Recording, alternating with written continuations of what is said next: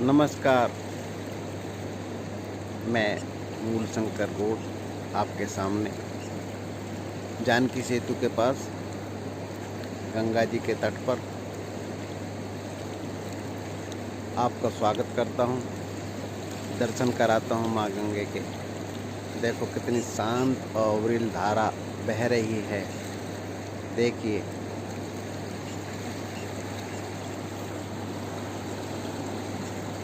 ये माँ गंगे की जो धारा है ये हमेशा ही बहती है।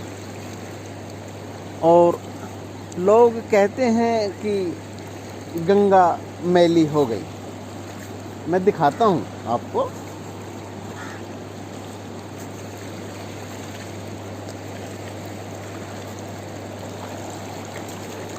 जय माँ गंगे, हर हर गंगे, हर हर गंगे। तो ये इसको गंगा मैली बोलते हैं। किसी फिल्म में बोल दिया राम तेरी गंगा मैली हो गई। तो ये राम की गंगा है, किसकी गंगा है, ये सबकी अपनी अपनी व्याख्या है। तो सबकी अपनी अपनी व्याख्या है। तो बेटर ये है कि हमें समझना चाहिए, देखना चाहिए कि ये गंगा किसकी है। गंगा अपनी मौज की है, ना वो राम की है ना शिव की है। वो तो अपनी मौज की है, वो तो बहती है। शिव की जटाओं से निकलने के बाद बहती ही है। कभी शिव ने अपनी जटाओं में धारण किया था, आज वो बह रही है। लोग कहते हैं मैली हो गई। मैंने कभी कह दिया कि नहीं, गंगा मैली नहीं है।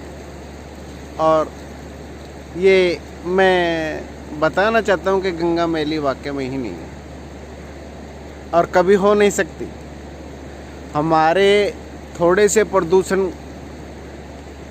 जो लोग हैं, कुछ लोग हैं जो थोड़े बहुत ये डाल देते हैं अज्ञानतावश। उनको भी ज्ञान कराया जाए तो वो डालेंगे नहीं।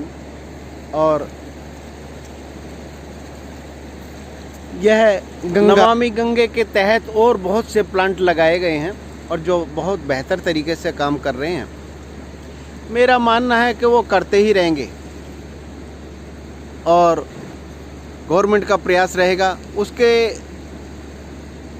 प्रयास तो रहेंगे ही, परंतु हमें भी अपने मानसिकता को स्वच्छ रखने के प्रयास करने चाहिए।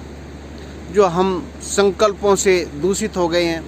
एक गंगा ये बहती है, एक गंगा हमारे पिंड के अंदर अर्थात शरीर के अंदर भी बहती है। उसके बारे में ज़रूर जान लेना चाहिए। आज मैं आपको विस्तार से उसके बारे में बताऊंगा। तो सुनिए, थोड़ा जानिए और धारण कीजिए उसको, जिसके द्वारा आप मोक्ष की प्राप्ति तक जा सकते हैं। जी हाँ, पिंडेसो ब्रह्मांडे।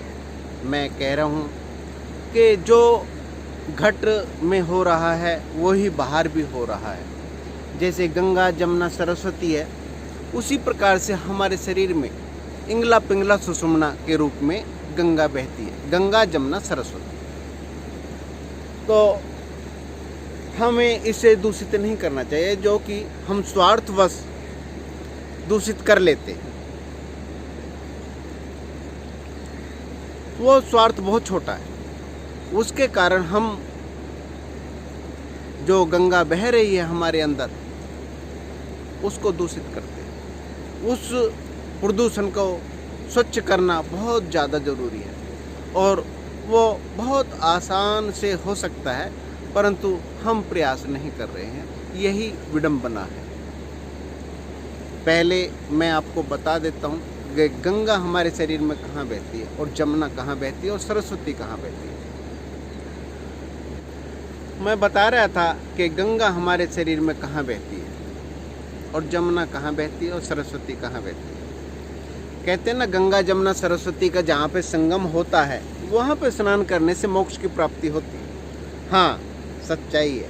परंतु वो भौतिकवाद में जो गंगा जमुना सरस्वती प्रयाग में जब मिलती हैं, उनके संगम पर नहीं। उसका संगम पर अगर मोक्ष मिलता, फिर तो मोक्ष के अधिकारी सभी हैं, कोई भी जाके वहां पर स्नान कर सकते हैं। एक मानसिक परेशानियों से ग्रस्त व्यक्ति, दूषित व्यक्ति, जिसने अपने शरीर को ही नहीं, अपने जो अंतरात्मा को भी दूषित कर दिया है। अंतरात्मा इसलिए मैं कहूँगा कि वो शरीर को अपनी आत्मा ही समझ बैठा है, जीव आत्मा, तो उसको भी दूषित कर दिया और वो जाकर वहाँ पे स्नान कर लेता है, तो मोक्ष का अधिकारी है? नहीं। मेरा मानना है इंगला, पिंगला, सुषुम्ना, जब आगे तीनों ये स्वर हमारे भ्रिकुटी में यहाँ पर मिलते हैं और यहाँ पे हम ध्यान करते हैं, तो मोक्ष की प्राप्ति होती है। और जो हमारे बाहर के विचार हैं, क्षणिक में ये, थोड़े समय में ये, थोड़े समय में गंदे किसी के बारे में सोच लिया, तो इनको कंट्रोल करने के लिए, सिस्टम में डालने के लिए इनको शोध करना जरूरी है। और शोध होता है यहाँ पे ध्यान करने से। जब गंगा चलती है तो ये वाला स्वर चलता है, लेफ्ट, और जमुना चलती है तो राइट स्वर चलता है। और इनका जब दोनों का मिलन होता है यहाँ पे, तो सरस्वती चलती है। अर्थात सरस्वती का मतलब यह है कि ज्ञान की उत्पत्ति होती है, और ज्ञान की उत्पत्ति होने के बाद मोक्ष का अधिकारी स्वाभाविक हो जाता है। क्योंकि मुझे पता चल जाता है मेरा पुत्र क्या है, मेरी माता क्या है, मेरी बहन क्या है, ये सब रिश्ते बाहर के हैं। मैं क्या हूँ, मेरा अपना अनुभूति हो जाती है, और मैं अपने स्वरूप को बहुत बेहतर तरीके से, बहुत बेहतरीन ढंग से देख पाता हूँ। तो मोक्ष कोई ये नहीं कि शरीर छोड़कर मोक्ष हो गया, ऐसा नहीं होता। वो तो जीते जी ही होता है। जीवित रहते हुए, शरीर में रहते हुए मृत्यु प्राप्त कर, अर्थात जो गंदे विचार हैं वो अपने आप समाप्त हो जाते हैं। जैसे कि एक उदाहरण के तौर पर, जैसे हम किसी अंधेरी कोठरी में घुसते हैं और मोमबत्ती से अंधेरे को ढूंढने लगते हैं, तो अंधेरा मिलता नहीं। इसी प्रकार से यहाँ पर भ्रिकुटी में ध्यान करने से जो दूषित विचार हैं वो नहीं मिलेंगे, वो खत्म हो जाएंगे। सहज स्नेह अपने स्वरूप में, आत्मा के स्वरूप में हम वहाँ पर अपने आप को देख पाएंगे। और आत्मा का स्वरूप है परमानंद, और वहाँ पर विचार की अशुद्धता होना अस्वाभाविक है।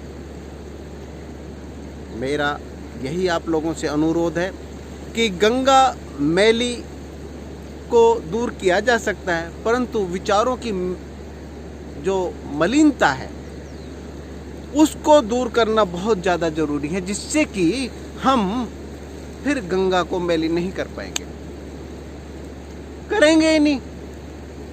हमारा पार्ट है, हमारा हिस्सा है, हमारे शरीर के अंदर बहता है वो, उसको कैसे दूषित कर सकते हैं? ये बाहर बह रहा है, इसको भी कैसे दूषित कर सकते हैं? भाई जीवनदायिनी है, हैं? ये ऋषिकेश और कितने शहर हैं, कितने बड़े बड़े शहर बसा दिए गए हैं और बढ़ते जा रहे हैं। ये अपनी स्वच्छता कर लेगी, परंतु अपनी तरफ से हमें दूषित नहीं करना। पहले विचारों की शुद्धि, फिर शरीर की शुद्धि। और जैसे विचार शुद्ध हो जाते हैं तो शरीर शुद्ध हो जाता है, शरीर शुद्ध हो जाएगा तो हम मैली नहीं कर पाएंगे माँ गंगा को। मेरा आज के लिए इतना ही, आगे फिर मिलेंगे गंगा तट से।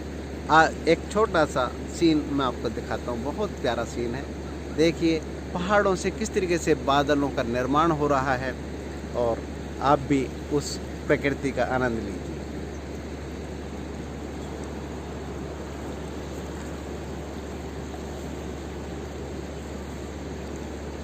यह प्रकृति किसी ने बनाई नहीं है,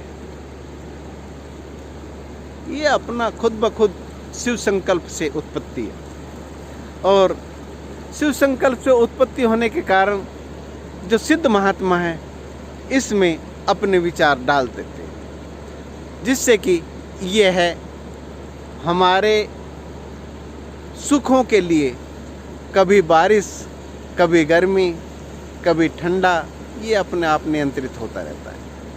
तो आज के लिए बस इतना ही। चैनल को सब्सक्राइब कीजिए, लाइक कीजिए, यह आपकी मर्जी है।